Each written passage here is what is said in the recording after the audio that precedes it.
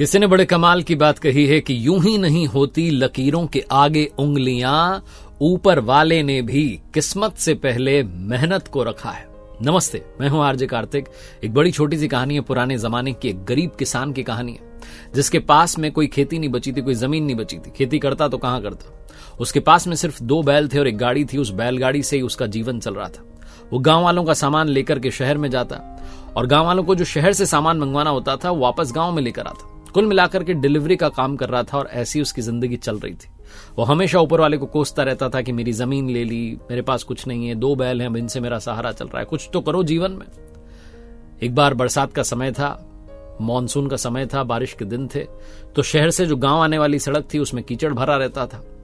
जब वो शहर से सामान लेकर के वापस आ रहा था, उस दिन सामान भी ज्यादा था, उसकी बैलगाड़ी वहीं उस सड़क में फंस गई। और जब उसकी बैलगाड़ी उस सड़क में फंस गई, उसने अपने दोनों बैल को बड़ा जोर दिया, उनसे कहा कि निकलो बाहर, लेकिन वो बैल भी ताकत लगा करके उस गाड़ी को बाहर नहीं निकाल पाए। अब उस किसान का दिमाग पूरी तरीके से खराब हो गया। शाम होने को आई थी, सनसेट होने को आया था, रात होने वाली थी। उसे पता था अब तो कोई निकलेगा भी नहीं इस रास्ते से, और कोई निकलेगा नहीं तो ये गाड़ी बाहर कैसे निकलेगी। वहीं खेत में बैठ कर के पास में वो भगवान को कोसने लगा कि आपने मेरे पूरी जिंदगी में दुख दर्द और पीड़ा दी है, इसके अलावा कुछ नहीं दिया। अब ये बैलगाड़ी अगर गांव नहीं जाएगी, सामान गांव में समय पर नहीं पहुंचेगा, गांव वाले आज की मजदूरी नहीं देंगे, मेरा घर कैसे चलेगा। आपने सब बर्बाद कर दिया। बस लगातार कोसे जा रहा था, किस्मत को कोसे जा रहा था। तब वहां से एक महात्मा जी निकले और महात्मा जी ने देखा कि बैलगाड़ी कीचड़ में फंसी हुई है, किसान खेत में बैठ करके लगातार कोस रहा है। तो महात्मा जी ने कहा कि इतना भगवान को क्यों कोस रहे हो, तुम अपनी गलती क्यों नहीं देखते।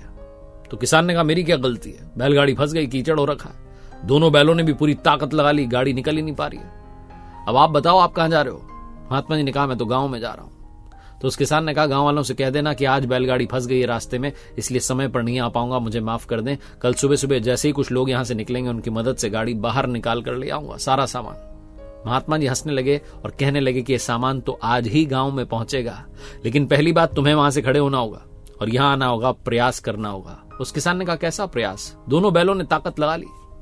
महात्मा जी ने कहा बेटा तुमने ताकत नहीं लगाई, तुम आकर के प्रयास करो, बैलगाड़ी अभी बाहर निकल जाएगी। जैसे ही किसान आया और उसने धक्का लगाया, वो गाड़ी उस कीचड़ से बाहर निकल आई। बहुत छोटी सी कहानी है जिसका सार ये समझाता है कि हम हमेशा किस्मत को कोसते हैं, हमेशा कहते हैं कि मैंने ट्राई किया लेकिन बात नहीं बनी। अपने आप से पूछिए, अंदर झांक कर पूछिए, सेल्फ एनालाइज कीजिए और ईमानदारी से जवाब दीजिए कि क्या आपने अपना 100% दिया, क्या आपने 100% प्रयास किया। उसके बाद कमी रह जाए तो बताइएगा, लेकिन याद रखिए किस्मत से पहले भगवान ने मेहनत को रखा है। मेहनत में कमी मत छोड़िए, वो सब संभाल लेगा।